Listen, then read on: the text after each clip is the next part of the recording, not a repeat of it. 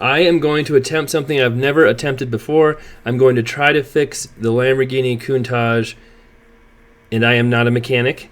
I do not suggest completely following what I do. I would definitely go to other sources, but we're going to see how this works out. The issue is the seatbelt catches, it takes forever to release it, and we're going to see if we can perform some minor surgery on the Countach without breaking more things than we fix, and if we can actually fix the problem. Now, normally when I do things like this, it's full of frustration, cuts, scratches, bruises, hurt knees, hurt back, and I don't accomplish much. So we'll see how this goes, and it'd be cool if mechanics did videos like this in the Countach, and so I could watch them, but you don't see many of that because they don't want to give their business away, and I don't blame them. So let's get started. First, we'll show you the issue. We're in the 1988 and a half Lamborghini Countach, and we're going to take it for a short drive here. We'll have some inside views, some outside views. That works better. And this is one of the more annoying parts of the car. They're not supposed to do this, but it takes a second to get my seatbelt on. It comes out a couple inches at a time. There we go.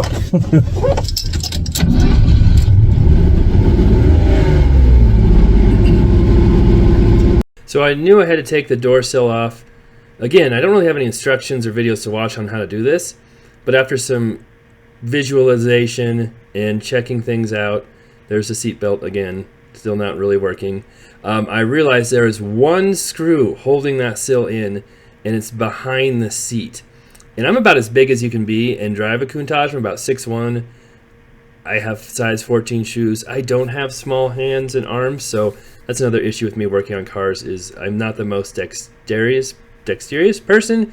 And so yeah, that screw is back there, which actually wasn't bad. And the seats on the Countach do adjust quite a bit compared to what most people think. The first time I drove it, there's that little screw. The seat was forward like that, and I almost freaked out because I'm like, there's no way I can drive this car. And then I realized the seat was way too far forward, and that was the issue. So this comes out. I don't know if this has ever been out. Maybe. Well, probably, because this car was repainted at one point. But they wouldn't have painted that part, so who knows? And there are some wires attached to the speakers there. I don't want to snap any of those off. Some weird dust and things in there. Again, I am not a mechanic. For proper mechanic advice, please go somewhere else. But we'll see what we can accomplish here.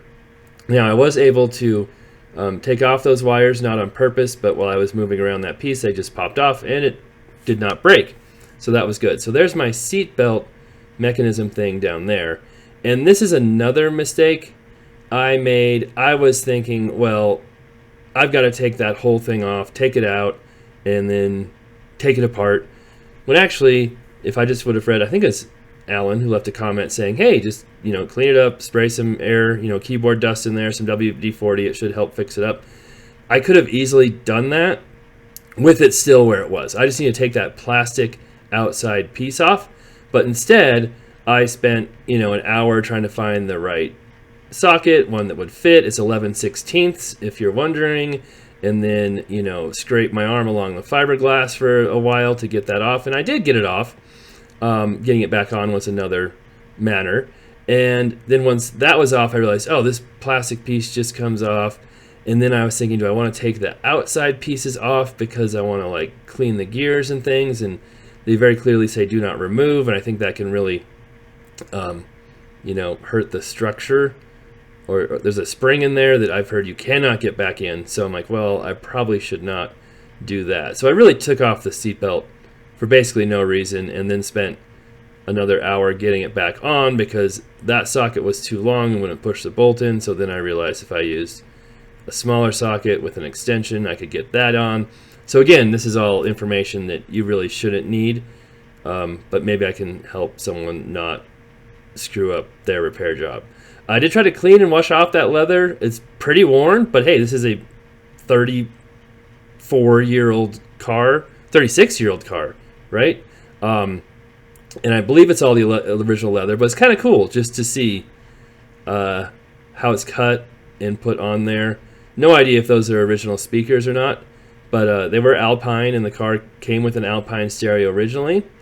Again, not sure if that's, it. And then what I ended up doing is I sprayed it with air. That didn't do much. But then I put WD-40 through it. And look, it works so much better now. It's not perfect, but it's way, way better. Got it reattached. I still haven't put my door sill back on. That should be very easy. But we actually fixed it a little bit. And then we moved the Aston Martin and Porsche around a little bit too. I may do a video on the lift and how close that is as well coming up here soon. And I have a full video on the Countach if you want to see that on owning it for a couple of years as well. Thanks for watching. Be back soon.